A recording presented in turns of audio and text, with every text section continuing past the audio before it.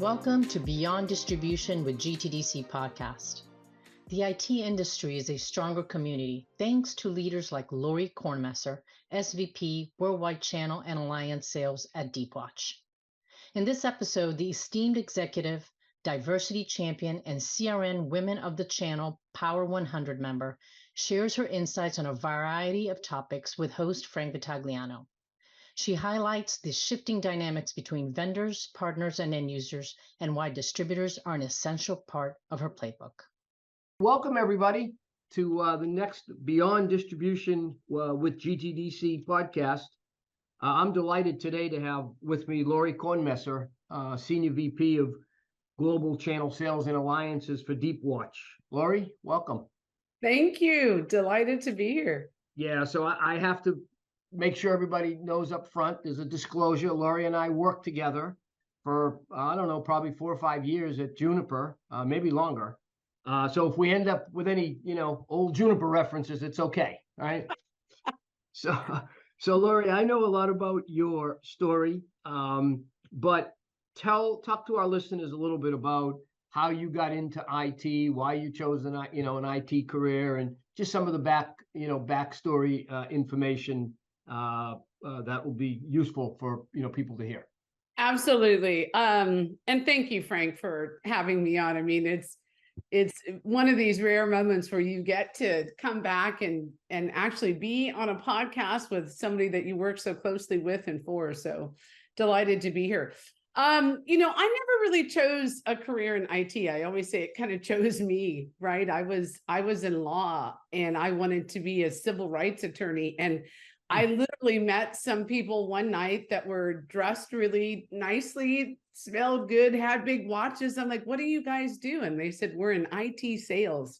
I had no idea what that was. And I ended up connecting with the woman and she gave me a job. And in my first job was in distribution. I was an inside seller at distributor. And the rest is kind of history from there. But, that's how I got started. I didn't, really intend to be in IT. I didn't know what it was, but man, am I glad to have had that moment for sure. Yeah. Well, it's kind of funny. A lot of people that are in the business environment, it happens that way. I mean, if you go to school to be a lawyer, you're probably going to be a lawyer. If you go to school to be a doctor, you're probably going to be a doctor. But if you end up going to, business school, who knows what you're going to end up doing, right? Or the kind of company you end up working for. So, well, it certainly worked out well for you. It has, and I agree. I think the lesson in that is keep your opportunities open, right? Sometimes on our path, things are presented and we just have to be ready and open to take advantage of those. Totally. Lori, you've been consistently recognized, in like the 50 most influential channel chiefs, the CRN, rankings. So that's congratulations on that. And you've been able to, maintain that through a couple of different companies, and that's great. Talk about your first sort of leadership roles within the channel, some of the challenges that, you had and how you dealt with some of that. Well, thank you for that. Frank, it would, I remember when you first sat me down when I was going to be nominated for Women of the Channel. I don't know if you remember this at Juniper and you sat me down and I was thinking like, why is this such a big deal? But now I understand. With that comes so much privilege and so much opportunity, with that. So I'm so glad you did that at that moment. And I've been able to kind of honor that from that, point forward. But, listen, I have played just about every role in channel. Inside sales, I worked my way up playing every role. Channel cam, national account manager. I ran global system integrators, service provider. You remember that? I ran global MSPs. I did programs, marketing. So, early in my career, I will tell you that I used to wait for people to kind of tap me on the shoulder and say, oh, here's something that we want you to go off and do. And I thought that if I just came in, showed up well, worked really hard, that would be recognized. And sometimes that was the case. But more times than not, I had to raise my hand early and often and start to create opportunities for myself. And when I did that, I started to be recognized more as a channel chief. My first channel chief job, leaving Juniper Networks after 11 and a half years I was there, was with a company called Ixia. And they were test and measurement. They were getting into the enterprise. They had no enterprise play. They knew they needed to do channel. And the CEO at the time found my name in the CRN magazine for Women of the Channel. Yeah. So see how that works, right? Yeah. And he called, he reached out. Of course, you and I talked about it as we always do, and it seemed like a good fit. So, it was learning the lesson of just raising my hand and creating opportunities, I would say. Yeah. And, it is kind of funny. The other thing you realize once you're in it, and back then, maybe not as much, you didn't realize it, but it's a very small community. And it's really all about, relationships and working with people and getting to know people and getting engaged. And so, you've been able to do that.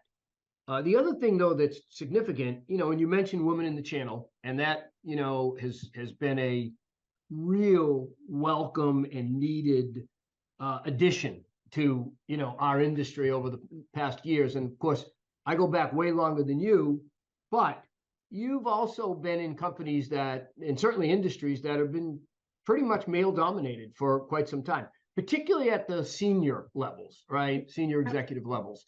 So talk about, some of the opportunities and challenges that women deal with in the IT space, and also a little bit about what you've done, because I know you've been very engaged in Women of the Channel and in some other groups that, worry and talk about, diversity and equality, et cetera.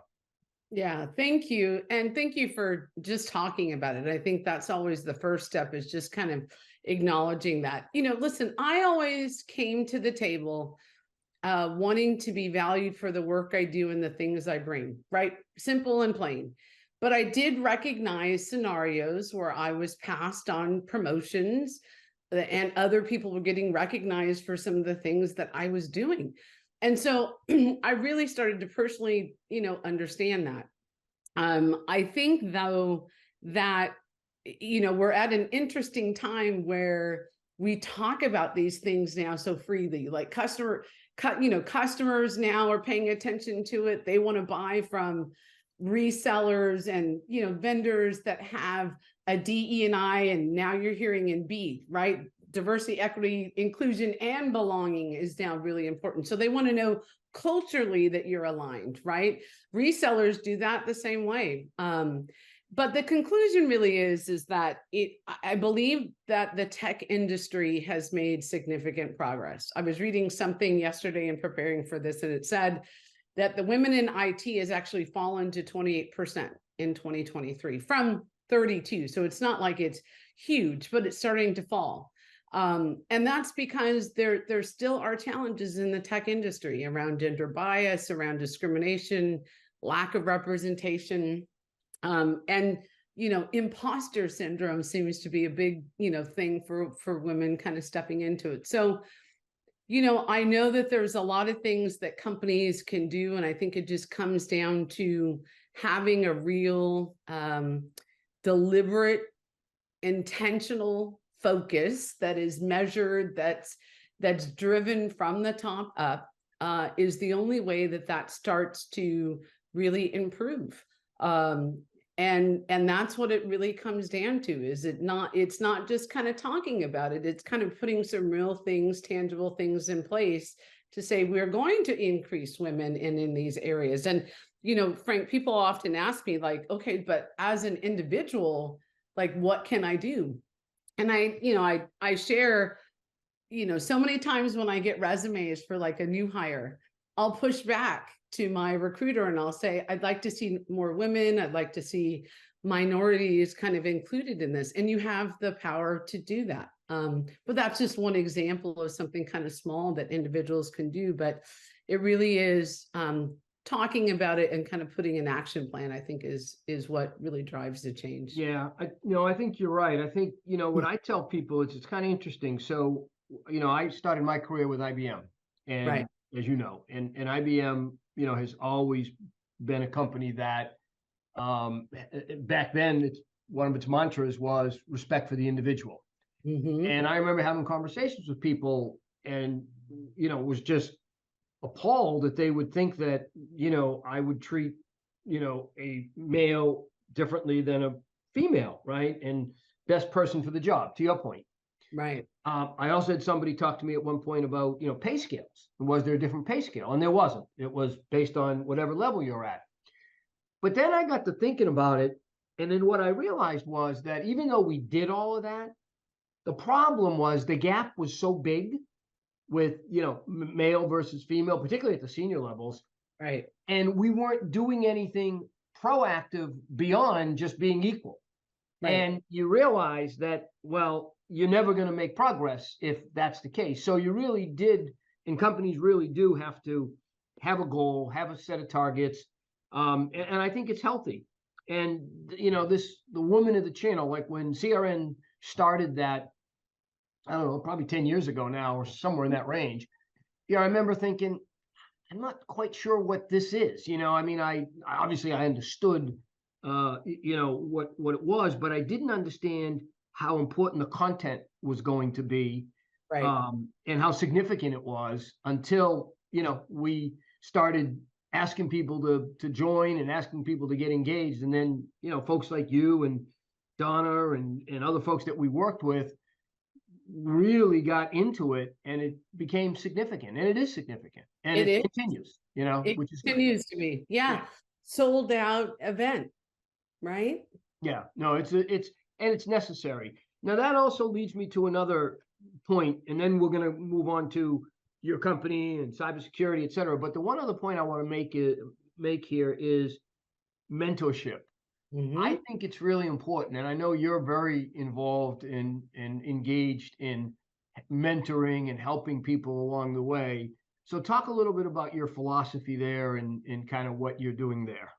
Yeah, so it is one of those. I think about my success, Frank, and I think about the people, including yourself. And I'm not just saying that because I'm on your podcast, but I think about the greats that I was surrounded with. If we just talk about Juniper Networks, think about that, right? Yourself, Donna Grogan, Steve Pataki, David Helfer, Jerry Elliott, Tracy Newell, who's now on my board, right? I mean, it was like we had these powerhouse people and great representation of that, and gave me moments where I could understand, giving me true feedback about how I can be better. I carry those things each day. I think about, one of my biggest lessons in working for you was just knowing your numbers, right? Know your business, knowing your number. You never wanted to be on the other side of that call with you, but that has carried through. And part of what makes me different from a lot of other channel chiefs is that philosophy of being, numbers driven and those kinds of things. So I think that mentorship is really key. I think that women and men should be reaching out for mentors and really thinking about ways that they can, really, better themselves. I still, surround myself with advisors that I go to every time I take a new job. You get a call, right? 2 or 3 other people get a call, and you never stop thinking that, that you're alone in this. And that's the great part about it. The mentorship that I've kind of stepped into is part of the Women of the Channel, but also just people sort of inorganically reaching out that are stepping into this industry brand new, that are up and coming in this industry. And they really just want to understand some of the ways that, I've been able to maneuver just to save them a few steps, people to connect, how to approach their next, promotion and things like that. And so I'm always just thrilled to hear the stories of, hey, I got the promotion. Thank you, for your time. And, they're off and going. But it's a big part of being successful, I think, is continuing that for sure. Yeah, it is. It is. And paying it forward. frankly, is important, right? It Because we is. all have those stories. I have, the same stories with people over the years that have helped me, tremendously. So, Yeah. so let's talk a little bit about Deepwatch and Oh, what yeah. you guys do. Obviously, cybersecurity is, never ending, in terms of its importance. It's more important than ever, frankly, given the environment that we operate in. So talk a little bit about your company, what you do, and just kind of educate me and a few other folks on that. Yeah, no worries. And thank you for asking. So Deepwatch is the leader in managed detection and response. When you think about us as saying we're kind of the leader in managed security platform for cyber resilient enterprises. So when customers are looking for people and platform solutions, we kind of give it as one. Some of our competitors just do people, just do platform. We're a full baked white service, managed service, if you will, provider. Yep. Now your partner network, has it been established, for a while? Are you dealing with a lot of new players? Are you dealing mostly with, MSPs, MSSPs, or is it kind of a combination of all of that? Yeah, so I stepped into this role about a year ago. They had put some pieces of the puzzle already down that were great pieces of the puzzle that we just kind of connected sort of differently, and off we go. There's some new pieces that we're integrating, reseller partners that are focused on cyber resilience, cybersecurity, offering that. And the reason for that is because they can build a heck of a business in the services that they offer surrounding our platform and our solutions. And so the partners that are kind of deep in building services, have a cyber, resilient and a cybersecurity practice are the targets. But we really have kind of our baseline of what we're doing in the Americas. And we'll start to expand that to Europe in the next, 18, 24 months. Good. So, Lori, when you went through earlier your background a little bit, and you talked about having jobs in a number of different areas, starting with inside sales with distribution. And obviously, it's a subject that's near and dear to my heart, given, the role that I have today. So talk a little bit about that. So, as part of the go-to-market strategy, what do you depend on, your distributors to do? How important are they to you? And also, what are some areas that you would like to see them continue to invest in order to be, remain relevant? Yeah. So I'll tell you, I've had a heavy dependence on distribution throughout my career, especially starting in the channel chief. Most of the companies that I've stepped into as a role of channel chief has been fast growth companies in the enterprise. Right. And with that, that means I need to scale quickly. I've got to have fast return on investment, right? That's what our PE firms want to hear. So distributors play such a significant role when I'm talking about my expansion, my target reseller, community that I haven't been able to touch. Expansion into Europe and in Asia becomes very, very, quick for them to be able to pick up. But the biggest piece of it is then coordinating the alliance play and the reseller play and bringing that together in a consolidated effort has been really, really meaningful. I think the other area that I've depended on them, which is key in cybersecurity, is their technical bench strength.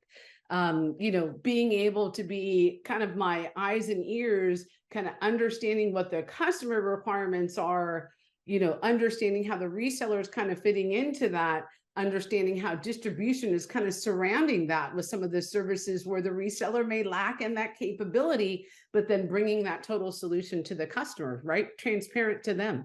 There's all these things sort of happening that they consolidate.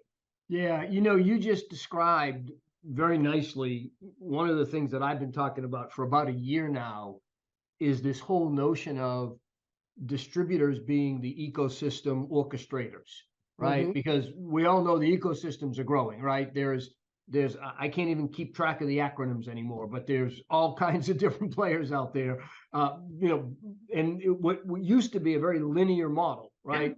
Vendor went to, either disti or a reseller and went to the end user. And now it's just, much more complicated than that.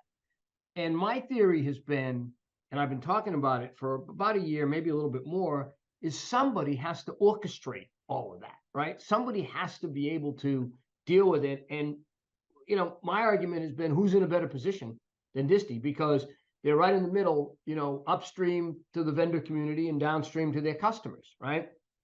And to your point, the services component is becoming more and more significant.